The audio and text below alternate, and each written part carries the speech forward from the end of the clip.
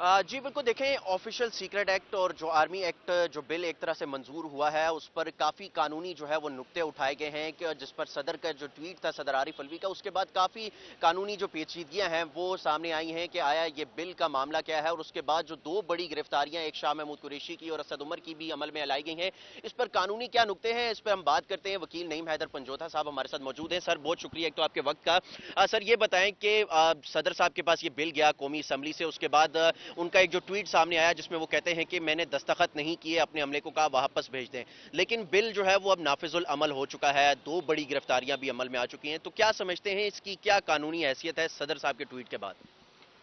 देखें, सदर साहब ने वाज़ह कह दिया कि मैंने अपने अमले को कहा कि जो बिल है वो वापस भिजवा दें जो दस्तखत नहीं हुए, और उन्होंने मुझे कह दिया कि बिल्स वापस चले गए हैं। लेकिन उसके बाद जब मुझे पता चला कि ये सारा जो है वो बिल पास किए गए हैं, तो उसमें मेरी कोई तौसीक नहीं है, क्योंकि मुझे जो इतला मिली थी उसके मुताबिक बिल्स वापस जा चुके थे। अब ये जो बात की जा रही है कि बिल ये समझा जाएगा कि वो 10 दिन के अंदर जो है अगर साइन नहीं होंगे और वो पास समझा जाएगा। इसको कैसे क्लियर किया जा सकता है कि 75 जो आर्टिकल है आईन पाकिस्तान का, वो वाज़ह कहता है कि बिल दूसरे मरले में जाएगा तो तब ये समझा जाएगा, यानी कि पहला मरला जो है वो पास करेगा और दूसरा जो है मरले के अंदर वो आएगा। पहले मरले के अंदर फॉर एग्जांपल अगर बिल गया है, जो असम्बली भेजती है या पार्लियामेंट भेजती है बिल, तो वो सदर साहब के पास जाएगा। सदर साहब उसके ऊपर 10 दिन के अंदर उसे पास करते हैं या नहीं करते। अगर वो 10 दिन के अंदर वापस भिजवा दें तो दोबारा जो पार्लियामेंट है वो पास करेगी और दोबारा उनके पास जाएगा। देन वो कंसीडर किया जाएगा 10 दिन के बाद। 10 दिन फिर भी टाइम है उनके पास कि उसके ऊपर वो जो भी अपनी ओपिनियन दें या जो भी कहें, फिर वो समझा जाएगा कि पास है। तो पहले मरले में ये कह देना कि बिल जो है उन्होंने साइन नहीं किए और उन्होंने उसके ऊपर खामोशी जाहिर की और वो बिल जो है वो 10 दिन के अंदर नहीं पास हुआ तो वो पास हो गया, तो वो कानूनी तौर पर आइन जो है उसके ऊपर वाज़ह है कि दूसरे मरले में अगर खामोश रहते हैं तो वो बिल 10 दिन के बाद ऑटोमेटिकली एक्ट ऑफ पार्लियामेंट बन जाता है। और जो सेक्शन 5 और 9 एफआईआर के अंदर दर्ज किया गया है, इसके मुताबिक जो सज़ा है पहले जो इस अमेंडमेंट से पहले थी वो थी सिर्फ 2 साल। अब 2 साल जो है उसको देखा जाए तो वो बेलेबल ऑफेंस जितने भी 2 साल होती है 3 साल होती है वो कंसीडर किए जाते हैं। तो अगर उन पहलुओं से देखा जाए कि एफआईआर के अंदर मामला क्या है, एफआईआर के अंदर ये है कि इन्होंने पॉलिटिकली मकासद के लिए ये इस्तेमाल किया, जो कि वाज़े तौर पर एक जो है जुर्म कैसे साबित कर सकते हैं कि जो नईम साहब ये बताएं, जो मामला जो सदर साहब ने अब उठा दिया है कि उन्होंने बिल वापस कर दिया, अपने अमले को कहा वापस भेज दें, लेकिन जो ऑब्जेक्शंस होती हैं वो सदर अपनी लिख के भेजते हैं, लेकिन ऑब्जेक्शंस नहीं लिखी गई। सदर साहब ने कहा मैंने अपने अमले को कहा बिल वापस भेजें, लेकिन वो बिल वापस नहीं किया गया। तो इस पर कानूनी क्या मामला उठ सकता है कि सदर साहब के साथ उनका अपना अमला ही धोखा करके? देखें, जो उनका अमला है, सदर जो है आपको पता है सुप्रीम कमांडर है आर्मी का, और उसके नीचे सारा जो है वो जो स्टाफ बैठा होता है, वो अगर चपड़ासी है या वो उनका कोई सेक्रेटरी है, तो उनका हक बनता है कि कोई भी उनका हुक्म है उनको मानना, तामील करना।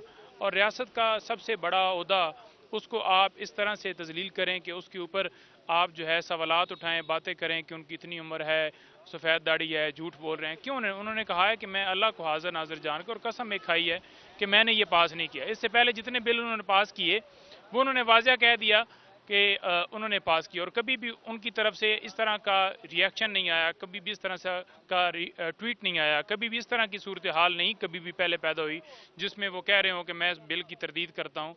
ये पहला बिल जो उनकी मर्जी के बगैर पास किया गया, तो उन्होंने वाज़ह अपनी कह दिया। अब जिन्होंने ये सारा काम किया है उनके खिलाफ ये है कि वो ऑफिस में बैठे हुए हैं, डिसिप्लिनरी प्रोसीडिंग्स जो हैं उनके खिलाफ होनी चाहिए। और दूसरा उसके अंदर ये है कि इसके ऊपर मामला सारा इंक्वायर हो और सारी छानबीन हो इसके ऊपर। सुप्रीम कोर्ट जो है उसको सो मोटो लेना चाहिए, लेकिन हम भी मुशावरत के साथ इंशाल्लाह इसके अंदर इसको सुप्रीम कोर्ट में चैलेंज करने जा रहे हैं। नईम साहब ये बताएं कि अगर ये चाहे पीटीआई जो है वो अपनी तरफ से इस एक्ट को सुप्रीम कोर्ट में चैलेंज करे या कोई भी अगर जमात करे, तो सुप्रीम कोर्ट क्या इस मामले को टेक अप कर सकता है? और इसकी सुप्रीम कोर्ट से क्या आपको लगता है कि सुप्रीम कोर्ट क्या लीगल जो है वो कानूनी चीज़ों के तहत इसको दायर किया जा सकता है? देखें, आज दो आपके सामने पॉइंट है। एक पॉइंट आपके सामने है कि आपने इसको चैलेंज करना है कि ये नहीं किया जा सकता, फंडामेंटल जो राइट्स हैं या आइन के मुतसादम ये बिल है। एक पहलू ये हो गया। اب دوسرا پہلو یہ ہے اس کا کہ جو صدر صاحب نے کہہ دیا، تردید کر دی کہ یہ بل جو آپ نے میری غیر موجودگی یا میری غیر اجازت کے پاس کیا ہے، تو اس اینگل سے بھی دیکھا جائے گا.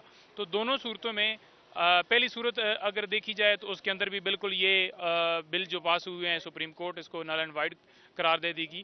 اور دوسری اگر پوزیشن دیکھی جائے تو اس بل کی ویلیو ہی نہیں ہے، اس بل کی کوئی وقت ہی نہیں ہے دونوں بلز کی، کیونکہ جو پاس کرنے والی اتھارٹی ہے وہ خود کہہ رہی ہے کہ میں نے نہیں کیا. اور کیا اس کے سگنیچر ہیں اس بل کے اوپر؟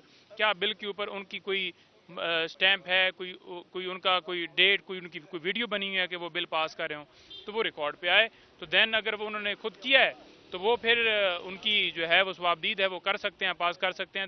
لیکن پھر دوسرا جو پہلا میں نے آپ کو بتایا کہ وہ دیکھا جائے گا کہ کیا آئین کے مطابق یہ بل ہیں، جو کہ آئین کے مطابق فنڈامنٹل رائٹس کی وائلیشن ہے، وہ اس میں بھی جا سکتے ہیں. نعیم صاحب، آخری سوال ہے کہ سب سے دو بڑی گرفتاریاں جو اس کے بعد اس ایکٹ کے بعد ہوئی ہیں وہ شاہ محمود قریشی صاحب اور اسد عمر صاحب کی ہوئی ہیں، وہ بھی آفیشل سیکرٹ ایکٹ کے تحت، اور شاہ محمود قریشی کا بھی اس پر کیس شروع ہو چکا ہے. تو آپ کو کیا لگتا ہے جو بل ایک صدر کو معلوم ہی نہیں کہ ان کی موجودگی کے بغیر یا ان کے علم کے بغیر منظور کر دیا گیا ہے، تو اس کے بعد یہ گرفتاریاں کیا کوئی لیگل اس میں کوئی آپ سمجھتے ہیں کہ اس گرفتاریوں کا عمل کیا آپ سمجھتے ہیں اس پہ لیگل کی بنتی بھی تھی؟ کہ ایک تو متنازع ہے پہلے سے ہی معاملہ، یہ سیکرٹ ہے، یہ قانونی متنازع ہو چکا ہے، اوپر سے گرفتاریاں جو اس ہوئی کے ہیں. اندر صرف گزارش یہ ہے، ایز اے کونسل خان صاحب سے ہمیشہ ہماری اس حوالے سے بات ہوتی تھی اور وہ یہی ریکویسٹ کرتے تھے کہ میری سپریم کورٹ سے التجا ہے کہ اس کے اوپر انڈیپینڈنٹ انکوائری ہونی چاہیے اور دودھ کا دودھ پانی کا پانی ہونا چاہیے. پتہ چلنا چاہیے کہ کون جو ہے وہ اس کے اندر کیفر کردار ہے، کس کا رول ہے، کس کا نہیں ہے، سازش ہوئی ہے، کیا یہ سازش نہیں ہوئی. جب نیشنل سیکیورٹی کی میٹنگز کے اندر یہ واضح طور پر مانا گیا کہ اس طرح کا جو ہے وہ آیا ہے تو اس کے بعد تو بات ختم ہو جاتی ہے. اور جب وہاں پہ تصدیق ہو جاتی ہے تو پھر اس کے بعد سیاسی مقاصد تو بعد میں آتے ہیں نا کہ کیا یہ معاملہ واقعی تھا یا نہیں تھا. اور اگر یہ تھا تو پھر سیاسی مقاصد کو تو چھوڑ دینا کہ سیاسی مقاصد کے لیے استعمال کیے. پھر یہ کہا جا سکتا ہے کہ یہ ایکٹ چونکہ متنازع ہو چکا ہے تو گرفتاریاں بھی متنازع ہی ہیں. دیکھیں یہ جو ایکٹ ہے متنازع ہو چکا ہے اور جو گرفتاری ہے وہ قانون کے مطابق ایف آئی آر درج نہیں ہوئی. گرفتاری جو ہے وہ قانون کے مطابق ایف آئی آر درج نہیں ہوئی تو پھر گرفتاری اس کی تو کوئی ویلیو نہیں رہتی. اور پھر جو سارا پروسیس کیا جا رہا ہے اس کو ہم چیلنج کر رہے ہیں کورٹ کے اندر. کورٹ ڈیسائیڈ کرے گی، ٹھیک ہے، نہ کوئی تھرڈ بندہ کہہ سکتا ہے کہ یہ قصوروار ہے، نہ کوئی اور کہہ سکتا ہے. ایک ایف آئی آر آئی ہے، اس کو قانونی طریقے سے ہم ڈیل کریں گے، قانونی طریقے سے اس کی کویشمنٹ میں جائیں گے، ان کی بیلز میں جائے گی، کیونکہ اب وہ سامنے آ چکی ہے. اور ہماری وہاں پر یہ صدا ہوگی کہ یہ کویش کیا جائے، کیونکہ اس کے اندر کوئی ایسی ثبوت، کوئی چیزیں واضح طور پر نظر نہیں آ رہی. اور ایف آئی آر کے اندر جو کنٹینٹس ہے وہ بھی واضح ہیں آپ کے سامنے کہ صرف بتایا گیا ہے کہ سیاسی مقاصد کے لیے استعمال کیا گیا ہے. رول کیا ہے، کیسے اس نے جرم کیا، کہاں پہ اس نے وہ لوگوں کو جو ہے وہ دکھایا، کس جگہ پہ اور اس نے پیش کیا. اب اسد عمر کو بھی انہوں نے اسی طرح سے اینڈ کے اندر ڈالا ہے کہ اسد عمر بھی انوالو ہیں جی. اب اسد عمر کا ایف آئی آر پوری کے اندر کوئی ذکر نہیں ہے کہ اسد عمر کا رول کیا ہے.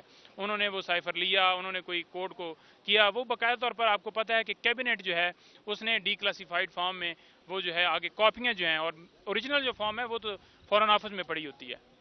جی بہت شکریہ. وکیل نعیم حیدر پنجوتھا صاحب ہمارے ساتھ موجود تھے اور انہوں نے کہا کہ جو ہے اس پر ہم سپریم کورٹ میں اس معاملے کو چیلنج بھی کریں گے، اور یہ ایک جو قانون بنایا گیا ہے اس پر جو ہے وہ پریزیڈنٹ ہاؤس میں بھی جو ہے وہ انٹرنل انکوائری ہونی چاہیے کہ صدر جو عارف الوی ہیں ان کو بھی علم نہیں ہے، وہاں پر انکوائری کا جو ہے وہ مطالبہ بھی کرتے ہیں. اور ساتھ ہی ساتھ اس ایکٹ کو جو ہے وہ سپریم کورٹ میں جو ہے وہ دائر کریں گے اور اس کے بعد ہی عدالت فیصلہ کرے گی کہ یہ آئین جو ہے وہ رہ سکتا ہے یا نہیں رہ سکتا. جی.